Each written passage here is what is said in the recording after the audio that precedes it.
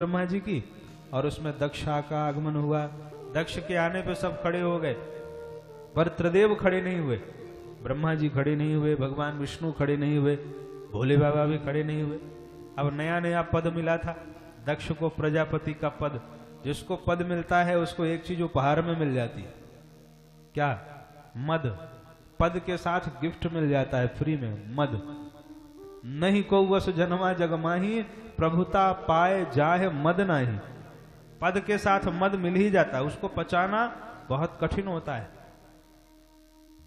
और अभिमानी व्यक्ति का एक स्वभाव होता है, कितने लोगों ने उसको सम्मान दिया है उस पर उसकी दृष्टि नहीं जाती है, पर जो सम्मान नहीं देते हैं उस पर दृष्टि तुरंत चली जाती है। कि मेरे आने पे ये क्यों खड़े नहीं हुए? भाई बाकी सब तो खड़े हो गए, पर ये क्यों नहीं खड़े हुए? अब जो खड़े हुए हैं उनको देख ही नहीं रहा है दक्ष, जो नहीं खड़े हुए उन्हीं को देख रहा है। तो ये क्यों खड़े नहीं हुए भाई? इनको भी खड़ा होना चाहिए था। ब्रह्मा जी पर नजर पड़ी तो उसने सोचा ये तो पिताजी हैं, बेटा कितना ही बड़ा अधिकारी बन जाए, बेटे के आने पे बाप थोड़ी खड़ा होगा। भगवान विष्णु पर दृष्टि पड़ी, दक्ष ने विचार किया तो दादाजी हैं, ये क्यों खड़े होंगे? पर जब भगवान शिव पर दृष्टि गई तो दक्ष ने कहा ये तो मेरा दामाद है, और दामाद तो पुत्र के समान होता है, फिर ये मेरे आने पर क्यों खड़े नहीं हुए? तो भोले बाबा तो मुस्कुराते बैठे रहे, पर दक्ष अपनी गद्दी पर खड़े हो गए। दक्ष ने कहा ध्यान पूर्वक सब मेरी बात को सुनो। विद्वानों की सभा में एक भी मूर्ख व्यक्ति आ जाता है तो पूरी सभा का रंग बिगाड़ देता है। अब सब एक दूसरे को मुंह ताकने लगे कि यहां सब एक से बढ़ के एक विद्वान है, मूर्ख किसे कह रहे हैं महाराज? दक्ष ने कहा तुम सबको दिखाई नहीं देता, ये चिता की भस्म लगाने वाला शंकर, मैं इसे ही कह रहा हूं। इन्हें इतना भी बोध नहीं है किसके आने पर खड़ा हुआ जाता है, किसके आने पर नहीं खड़ा हुआ जाता। अच्छा पता भी कैसे चले? समाज में रहे तो पता चले किसके आने पे उठा जाता है, किसके आने पे बैठा है। ये तो समाज में रहते ही नहीं है, ये तो शमशानवासी है, ये तो नरमुंडों की माला पहनने वाले हैं। और अंत में दक्ष को इतना क्रोध आया कि दक्ष ने भगवान शंकर को श्राप दे दिया, जाओ मैं आपको श्राप देता हूं, आज से आपको किसी यज्ञ में कोई भाग नहीं मिलेगा। अब भोले बाबा को श्राप दे दिया तो भोले बाबा तो मुस्कुराते रहे, लेकिन नंदी भगवान से नहीं रहा गया। और नंदी भगवान ने खड़े होकर के कहा मूर्ख दक्ष, तू शिव की महिमा को जाने बगैर कब से अहंकार की भाषा बोल रहा है? मैं जा तुझे श्राप देता हूं, तुझे बकरे का सिर लगेगा।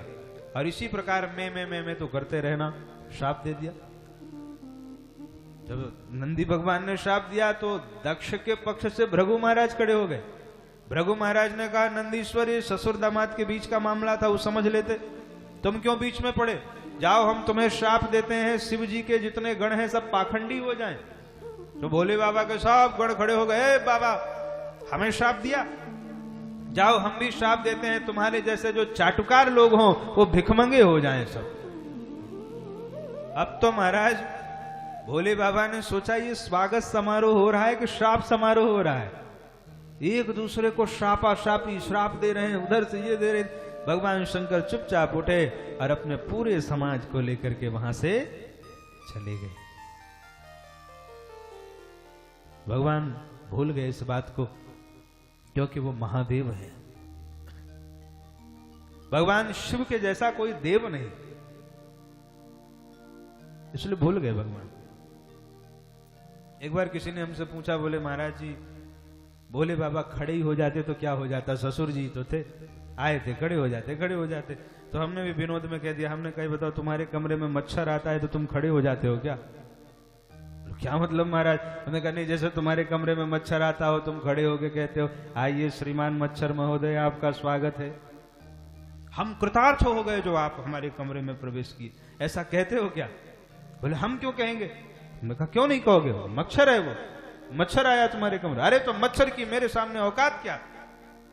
और यही क्रोध तो हमने दिलाना चाहते थे। जब क्रोध आया उन्हें तो हमने कहा सुनो, जैसे तुम्हारे सामने मच्छर की कोई हैसियत नहीं है, ऐसे हमारे महादेव के सामने दक्ष की भी कोई औकात नहीं। जो देवाधिदेव महादेव है वो दक्ष के आने पर खड़ा हो जाए, असंभव।